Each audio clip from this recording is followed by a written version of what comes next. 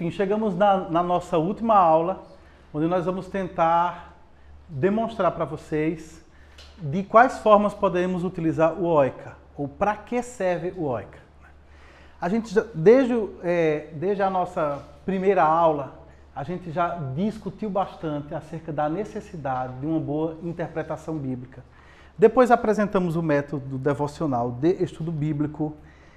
A seguir, nós investimos pausadamente em cada uma das suas etapas e, por fim, demos algumas orientações sobre como tratar textos difíceis. Mas talvez uma última pergunta e muito importante que precisa ainda ser respondida é: ok, quando eu me apropriar disso tudo, quando eu estiver sabendo praticar isso tudo, eu vou poder fazer o que com isso? Quais as utilidades, né? Para quais fins práticos serve o OICA? E eu gosto de pensar nesse sentido que o OICA ele é como um canivete suíço, né? Aquele que tem diversas ferramentas e cada vez mais você vai descobrindo formas de aplicar esse conhecimento do OICA, essa técnica do OICA. Então eu queria mostrar aqui para vocês algumas delas, mas eu tenho certeza que à medida em que vocês praticarem, vocês vão encontrar outras também. Então veja, poderíamos dizer que o OICA serve em primeiro lugar para estudar a Bíblia, coisa mais óbvia do mundo, né? Para estudar a Bíblia. Mas para estudar a Bíblia em que sentido? Você pode pensar em estudar a Bíblia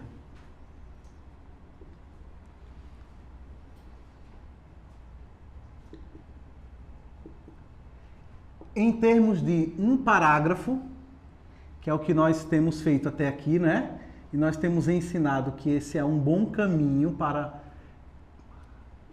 se começar, um parágrafo da Bíblia. Aquele 1, 2 ou 3 versículos que estão ali juntos, aglutinados, encerrando uma ideia, um parágrafo. O OICA é extremamente útil, como nós vimos aqui ao longo das aulas. Se você quiser ir para uma unidade maior, ele é útil também. Aqui nós já falamos de uma perícope, um nome estranho. A perícope é o nome que teólogos usam para denominar uma unidade de texto formada de alguns parágrafos, mas que tem um sentido completo. Pense, por exemplo, uma narrativa de um milagre de Cristo. Então, ali você tem 15, 20 versículos, tem uns 3 ou 4 parágrafos ali, mas é uma história só, um determinado milagre, ou uma determinada parábola. Então, você tem ali uma perícope. Os editores da Bíblia, das nossas traduções da Bíblia, eles geralmente colocam títulos a cada perícope que eles vão identificando. E esses títulos mais ou menos traduzem, né? Então, quando você está lendo a Bíblia e você vê o título ali, tem um monte de versículos, alguns parágrafos abaixo, você sabe, ali tem uma divisão de uma perícope. Então, você pode utilizar esse mesmo passo a passo de OICA para uma unidade de texto maior, entendeu? Mas antes, ganha prática um pouquinho, treinando em unidades menores, né? Para você sentir confiança de depois aplicar isso aqui numa unidade maior. Depois eu poderia pensar em estudar um capítulo todo. Poderia. Mas nesse caso, eu, em vez de trabalhar com o capítulo todo, eu trabalharia as suas perícopes. Então imagine que um capítulo tem 2 ou 3 perícopes. Como é que eu vou trabalhar esse capítulo todo? Fazendo o estudo bíblico devocional de cada uma das suas perícopes. Porque muitas vezes capítulos reúnem muitos temas diferentes, né? E além do mais, você tem o problema de que capítulos são divisões arbitrárias que apareceram na Bíblia há pouco tempo. Elas não são originalmente parte da Bíblia. Então, muitas vezes, os editores dividiram capítulos onde não deveria dividir. Você vê que continua, né? O último versículo de um determinado capítulo continua perfeitamente no capítulo seguinte, de forma que a gente precisa ter um pouco de cuidado com essa divisão em capítulos. Então você tem parágrafos, perícopes e capítulo. Começa aqui no parágrafo, depois você testa numa perícope, depois você testa estudar um capítulo a partir do estudo das suas diversas perícopes. Agora veja, não apenas para isso também. Partindo do capítulo, você poderia chegar no estudo de um livro como um todo. A gente chama isso de estudo sintético. A teologia e as suas palavras, né? Suas palavras diferentes. Estudo sintético.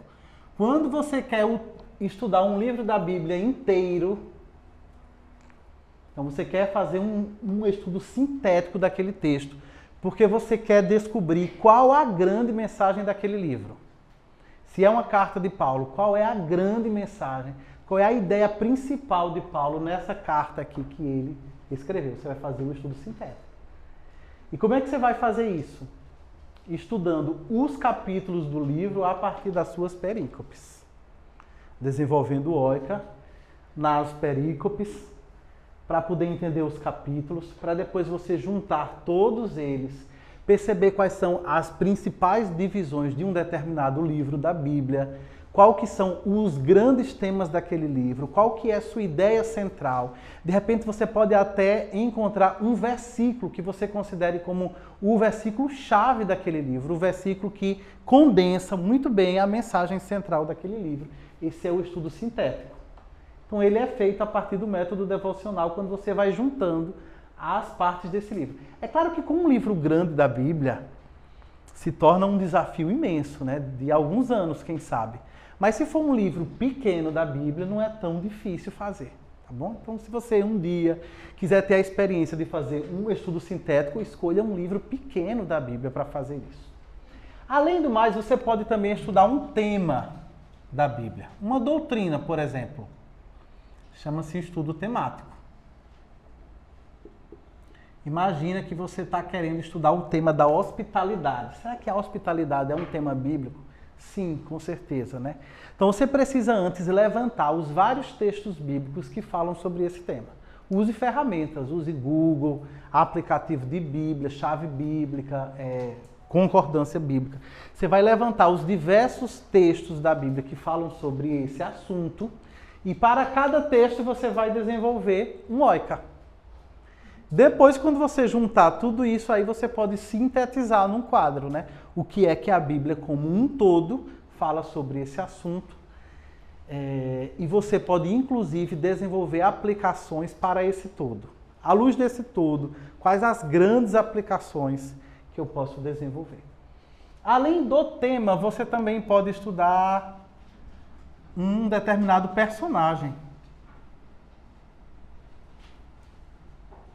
Aqui é o estudo biográfico. Parece muito com o estudo temático. Você vai começar levantando todas as passagens da Bíblia que falam sobre aquele determinado personagem. Se é um personagem do Antigo Testamento, não acha que está só lá no Antigo. Às vezes o Novo Testamento vai fazer citações, alusões ou ecos daquele determinado personagem. Você precisa tentar identificar isso também, né? E depois que você fizer o seu levantamento de passagens bíblicas pertinentes, você vai fazer o estudo bíblico devocional para cada uma delas e ao final você pode sintetizar tudo isso aí num quadro e inclusive construir aplicações gerais de tudo que você quer praticar a partir do estudo daquele personagem. É mais fácil estudar um personagem e um tema do que estudar um livro inteiro da Bíblia, se for um livro assim, mediano. Um livro pequeno é tranquilo, mas imagine um livro que tenha seus 15 capítulos, 20 capítulos, já fica bem desafiador. Mas um tema não, um tema você dá conta, num mês, às vezes você consegue estudar um tema, né? Ou se não um personagem bíblico. Eu gosto muito desse tipo aqui, ó, estudo biográfico da Bíblia. É bem bom de você fazer utilizando o método devocional. Isso aqui tem uma coisa interessante. O estudo doutrinário da Bíblia pelo método devocional é uma coisa que eu acho que a igreja evangélica, nós evangélicos, ainda precisamos descobrir isso. Porque quase todo mundo que estuda doutrina estuda de uma perspectiva acadêmica. Abre-se um manual de teologia sistemática e você se coloca a entender aquilo ali, dificilmente pensando nas suas aplicações práticas. Então eu penso que junto de um estudo acadêmico, de uma determinada doutrina da Bíblia, nós precisaríamos descobrir o seu estudo devocional. Porque as doutrinas visam transformar a nossa vida e não apenas aumentar o nosso entendimento. Então, para que serve oica? Serve para estudar a Bíblia. Seja um parágrafo, uma perícope, capítulos, um livro inteiro, um tema ao longo da Bíblia ou um personagem bíblico. Tudo isso aqui você pode caminhar a partir da metodologia do oica. Ok? Agora, além de estudar a Bíblia, o oica serve também para a gente compartilhar a Bíblia. Você entende a diferença, né? Uma coisa é você estudar para si mesmo. Outra coisa é você estudá-la para, além de alimentar a si mesmo, você também poder compartilhar a palavra de Deus com outras pessoas.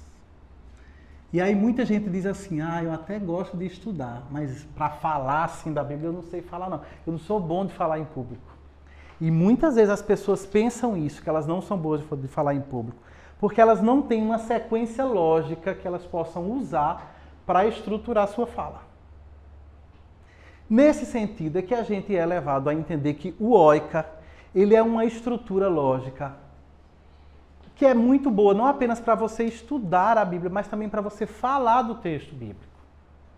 Se você vai comunicar o texto bíblico, você pode seguir essa mesma sequência, que a mensagem será totalmente inteligível. Talvez você não seja brilhante como Hernandes Dias Lopes, mas de qualquer forma, né?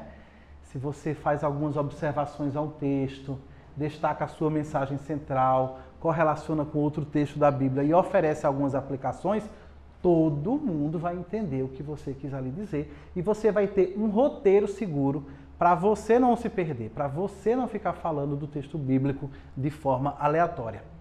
Então, quais formas eu estou aqui pensando de compartilhar a Bíblia? Pode ser evangelização. Imagine que você tem a oportunidade de falar para uma pessoa acerca de Jesus. Falar sobre João 3,16. Em vez de você sair falando aleatoriamente sobre João 3,16, você poderia antes fazer a tarefa de casa, desenvolver um estudo devocional OICA em cima desse versículo, e depois, quando você fosse compartilhar com aquela pessoa a quem você está evangelizando, você poderia mentalmente seguir o mesmo roteiro.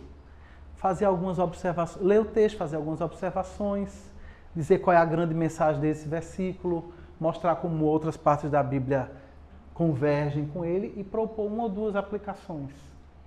Ajudaria muito você na sua evangelização, mesmo aquela evangelização porta a porta, quando você não tem muito tempo. É justamente por não ter muito tempo que você precisa de uma estrutura lógica, para que em pouco tempo você possa transmitir uma mensagem estruturada que tenha começo, meio e fim. Tá bom? Além disso, discipulado. Na nossa igreja, nós temos incentivado bastante o discipulado com a Bíblia. Você diz, eita professor, e tem discipulado sem Bíblia? Sei lá, pode até ter. Mas quando eu falo discipulado com a Bíblia, eu estou falando naquele discipulado que usa a Bíblia como seu material básico. Não uma revistinha, um livrinho para você preencher lacunas, nada contra. Mas aqui na nossa igreja nós temos incentivado o discipulado diretamente na Bíblia. Então as pessoas se encontram para estudar um determinado texto bíblico. E nesse encontro, qual é a pauta? O roteiro, o OICA. Então talvez as pessoas fizeram a tarefa de casa antes ou não, vão fazer juntas ali no encontro, né?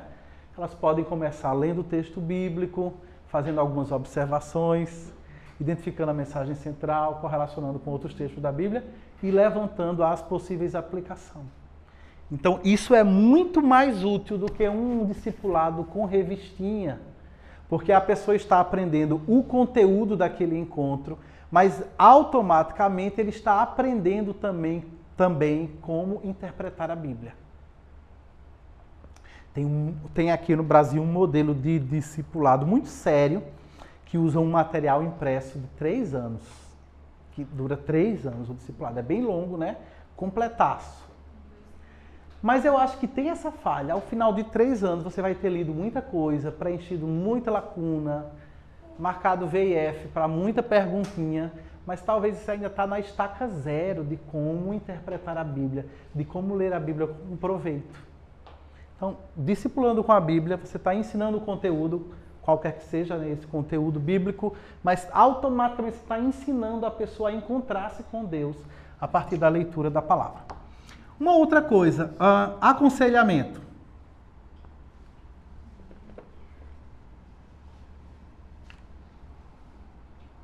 Aconselhamento bíblico. Tudo bem. Dentro da metodologia do aconselhamento bíblico existe escuta ativa, existe levantamento de informações, existem várias etapas. Mas, de qualquer forma, nos encontros de aconselhamento bíblico, se ele é bíblico, você vai precisar trabalhar um texto bíblico ali com aquela pessoa a quem você está aconselhando, né? E que roteiro você vai usar para isso? Você pode usar o OICA também para aconselhar biblicamente. Então você pode escutar, você pode levantar informações, você pode estabelecer tarefas, ok. Mas quando for abrir a Bíblia para buscar a sabedoria bíblica para aquela situação de crise que está sendo enfrentada, você pode fazer isso aqui seguindo o OICA. Tanto para se preparar para aquela reunião do aconselhamento bíblico, quanto também para conduzir a fala durante o aconselhamento bíblico. Tá bom? Ensino. Quando nós vamos ensinar, no EBD, por exemplo, né? A nossa aula tem alguns textos bíblicos. Como que eu vou, então, me preparar para uma determinada aula? Se eu tenho tempo para isso, eu posso desenvolver o estudo bíblico devocional em cima daqueles textos que eu vou utilizar para poder fundamentar a minha aula. Eu sempre, inclusive, incentivo que numa aula a gente não use muitos textos bíblicos. Aquelas aulas em que as pessoas fazem uma leitura de 10, 15 versículos bíblicos não é muito produtiva, né? Você diz, Mônica vai ler o texto tal, Miguel vai ler o texto tal, Samuel vai ler o texto tal, Paulo vai ler... Aí depois quando Mônica lê, que Miguel leu dele, ninguém mais lembra o que é que Mônica tinha lido. E depois leu tudo, ninguém lembra mais de nada, nada foi explicado, nada foi explorado, nada foi aplicado. Só foi uma leitura. Acho muito melhor você escolher menos versículos bíblicos, mas estudá-los devocionalmente, se preparando para poder apresentá-los de uma forma contextualizada, bem interpretada e aplicada para os seus alunos. E você também pode utilizar o OICA para uma palavra devocional. Aí eu não estou aqui pensando no seu estudo devocional em casa. Eu estou falando naquele tipo de mensagem curta que a gente diz assim, ó, o pastor, no início da reunião, vai trazer uma devocional. Você sabe que é uma mensagem curta, né? Ou às vezes também, quando no jantar de Natal, o pessoal diz assim, irmã Afra, eu queria que antes do jantar, a senhora trouxesse uma palavra devocional para a gente aqui. Então a Afra sabe que ela vai precisar articular um texto bíblico rapidamente, porque as pessoas estão querendo muito um jantar. Né? O peru está esfriando em cima da mesa. A Afra não vai ter a noite inteira para poder falar da Bíblia. São 5 ou 10 minutos no máximo. Esse roteiro do OICA talvez seja a melhor coisa que ela possa fazer. Escolher um versículo adequado àquela ocasião, tecer algumas observações sobre ele, interpretar, correlacionar e aplicar. Em 5 minutos é mais do que suficiente para você percorrer tudo. Daqui a pouco eu vou dar instruções sobre como fazer isso, tá? Como apresentar, como a gente verbalizar. Deixa eu só apresentar aqui a minha última ideia de como que isso aqui pode ser útil, é para uma pregação. E aí eu queria trazer uma outra tarefa de casa, que é a partir deste domingo, à medida em que vocês ouvem a pregação expositiva aqui na nossa igreja, tenta identificar o que é observação, o que é interpretação, o que é correlação, o que é aplicação. Porque basicamente a pregação expositiva está o tempo todo utilizando essas 4 operações da interpretação bíblica, né? Essas 4 operações básicas. Então, olha só, uma pregação tipicamente presbiteriana é a pregação de 3 pontos, né? Você tem o ponto 1, o ponto 2 e o ponto 3. Então, você tem um texto maior que vai ser usado na pregação, uma perícope, texto longo. O pastor vai dividir essa perícope em 3 partes, digamos, 3 parágrafos que existem ali dentro dela. Para cada parágrafo, ele vai fazer a leitura, e o que é que ele vai fazer depois da leitura? O OICA. Então, vai ter aqui, ó, o OICA. Ele vai fazer algumas observações, né? Então, o pastor Renan gosta de dizer assim, note que, né? Queria que você observasse, queria chamar a sua atenção para isso. São as observações. São os destaques que ele está fazendo ao texto, que vão ser importantes para você entender a mensagem desse texto depois. Depois ele vai dizer a grande ideia, né? A ideia principal que Paulo está defendendo aqui é esta. Você sabe, isso é interpretação. Às vezes ele vai correlacionar, nem sempre há correlação em cada ponto, mas se for correlacionar, o momento é esse. E sempre, todos os pontos da mensagem vão terminar com aplicações. Aí ele conclui o ponto 1, vai para o ponto 2, lê o parágrafo do segundo ponto do sermão e depois que ele lê, começa outro oika. Outras observações, outra interpretação, outra correlação e outras aplicações. Vai para o terceiro ponto, a mesma coisa. Fora isso, o que é que tem? Tem introdução e conclusão. Né? E conclusão. Que são floreios, vamos aqui dizer, porque o cerne mesmo está aqui dentro, nas divisões. Aí você pode ilustrações, enfim, né? Mas olha, o oika pode ser o ingrediente básico para a construção de uma pregação expositiva de 3 pontos, dividindo uma perícope em 3 unidades menores e repetindo o oika a cada uma delas. Entendido? Então, para que serve o oika? Minha gente, serve para tudo. Para tudo que você vai fazer na missão, você pode começar a se preparar através de um bom estudo devocional da Bíblia. E não apenas para se preparar, mas também para ser um roteiro na hora de você verbalizar isso. Para finalizar essa aula, eu queria oferecer para você algumas orientações do que você poderia fazer para melhorar a sua apresentação de um texto bíblico, o seu compartilhamento de um texto bíblico. E eu vou aqui pensar numa situação de uma palavra devocional, essa palavra breve que a gente dá antes do jantar de Natal, tá bom? Que orientações eu poderia oferecer para você? Em primeiro lugar, leia o texto bíblico. Às vezes você já leu tanto aquele texto, você já estudou tanto aquele texto, que quando você vai falar, pode ser inclusive no culto doméstico, né? Muitas pessoas dizem assim, eu não sei conduzir o culto doméstico na minha casa, porque eu não sei o que falar da Bíblia. Faz o oika, apresenta dentro dessa lógica do oika também. Então, mas aí você já está tão envolvido com aquele texto bíblico que você cai no engano de achar que todo mundo conhece aquele texto tão bem como você, que passou a semana debruçado nele, e na hora de apresentar você está mais ansioso de falar do texto bíblico e esquece de ler. Então, primeira coisa, lê o texto bíblico. Ok? E lê bem lido. O texto precisa ser bem lido. Então, vê antes o texto, quais são as suas pausas, quais são as suas vírgulas, os seus pontos, para que você possa fazer uma boa leitura, porque uma leitura ruim é um ruído muito grande na comunicação, compromete tudo que vai vir pela frente. Então, ler o texto bíblico e ler bem o texto bíblico. Depois que você ler bem, você vai procurar percorrer todas as etapas do oika de uma maneira natural. O que é que eu quero dizer com isso? É você não dizer, em primeiro lugar, eu queria falar sobre as observações. Não, você não vai falar isso. Porque isso é muito mecânico, é muito chato, né?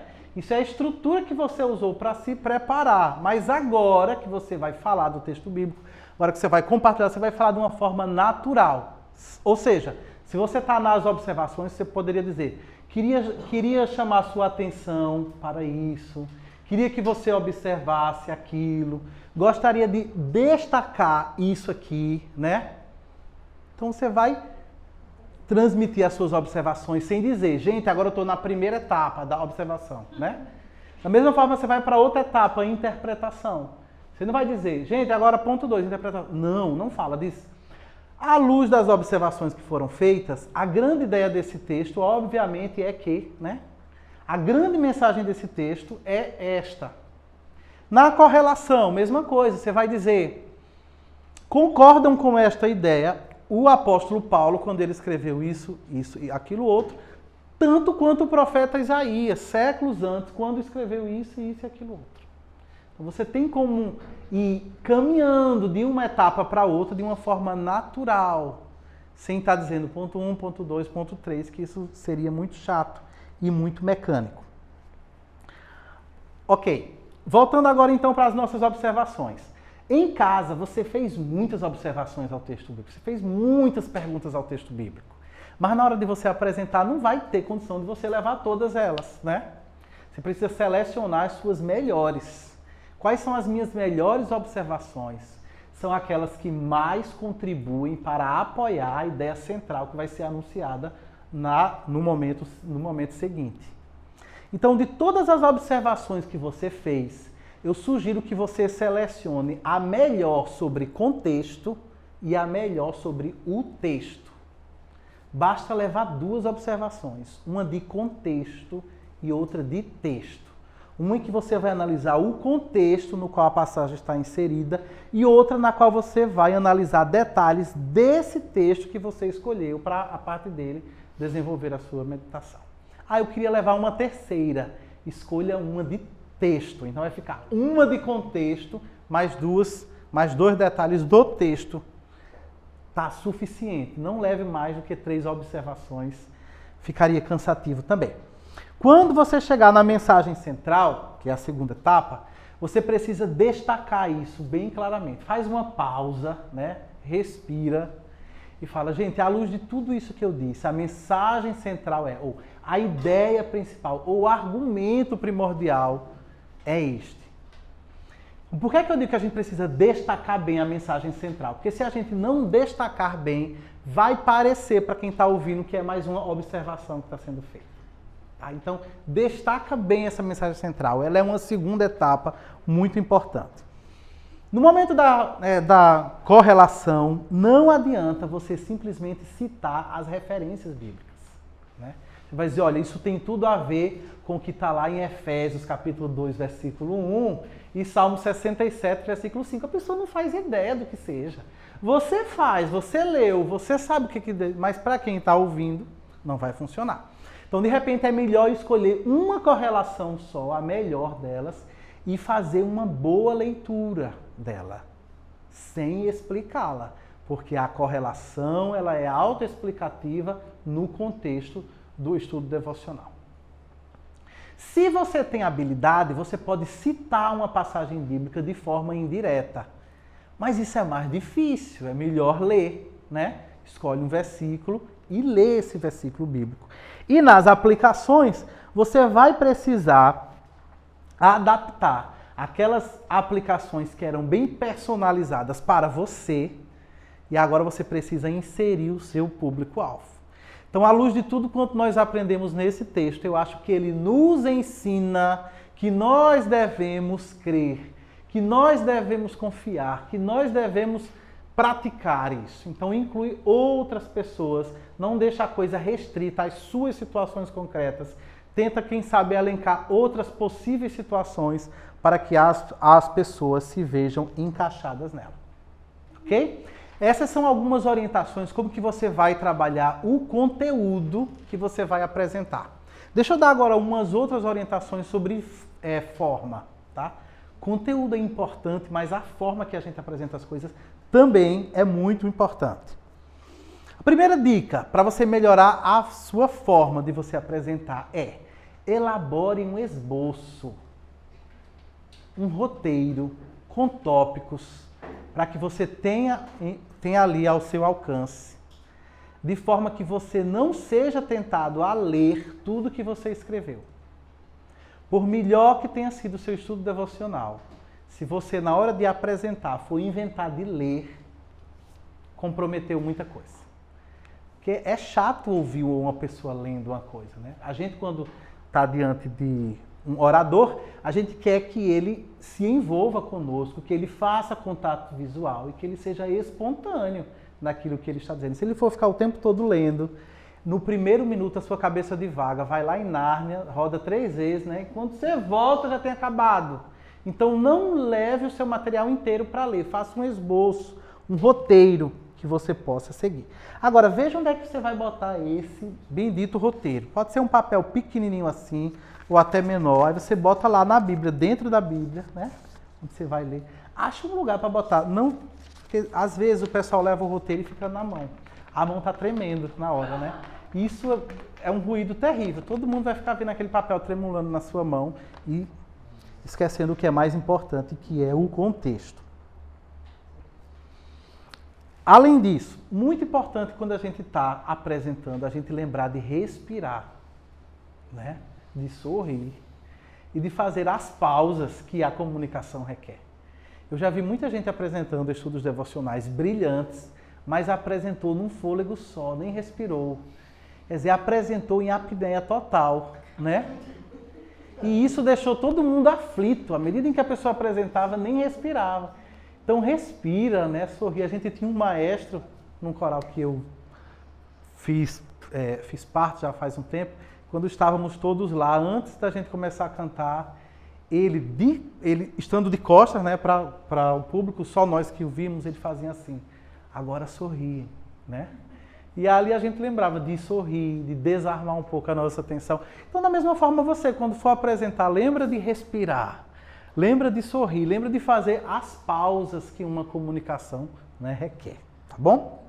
Além disso, é terminantemente proibido que você vá levar uma mensagem devocional e você comece ou termine se desculpando ou se justificando. Ô irmão, não faça isso, né? Gente, eu vou apresentar aqui, mas eu queria dizer a vocês que eu não tenho experiência com isso. Eu não sou bom em falar em público. Eu não sei o que. Isso é tão ruim, né? As pessoas sabem que você não tem experiência. Se for uma pessoa do seu ciclo, isso não é novidade nenhuma para elas, né? Não precisa você estar avisando, você está reforçando esse nervosismo que você traz. Isso não é sinal de humildade não, tá? Às vezes as pessoas falam isso para dizer assim, eu sou humilde, vou logo assumir aqui que eu estou nervosa. Não, isso é mais sinal de insegurança mesmo, de falta de preparo mesmo. Então, não vale ficar se justificando, se explicando, né?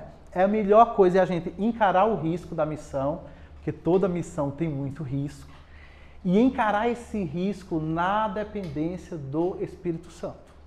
Então você entende que aquilo ali é uma oportunidade de você compartilhar a palavra, de você se envolver na missão, dependa do Espírito Santo e faça isso da melhor forma que você conseguir.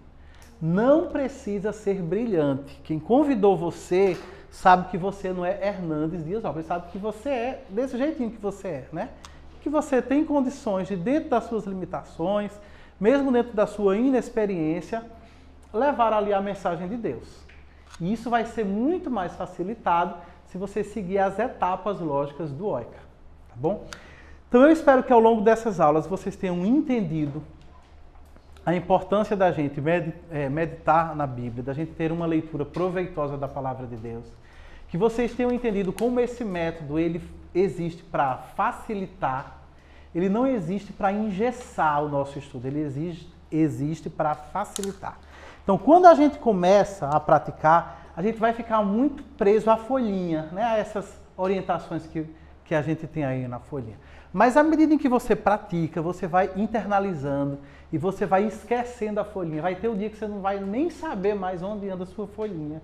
Vai estar tudo internalizado e você vai ter segurança de praticar o seu OICA. Então você começa de uma forma travada, você começa de uma forma mais delimitada, mas depois você vai ganhando confiança, inclusive vai dando o seu jeito também, né? Vai dando a sua cara dentro desse método. Que vocês possam praticar bastante. Irmãos, comecem logo, tá? Se vocês não começarem logo a praticar isso, então eu posso assegurar que logo vocês vão esquecer e vão voltar lá para estaca zero. Então aproveita que está tudo isso fresquinho na mente e começa a praticar com textos pequenos, com textos fáceis, para que você vá ganhando confiança.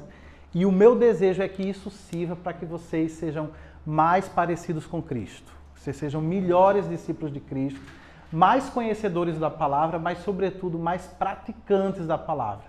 E que praticando a palavra sejamos cada vez mais felizes em Deus. Esse é o meu desejo para vocês, juntamente com o meu muito obrigado por terem acompanhado até aqui. Que Deus abençoe.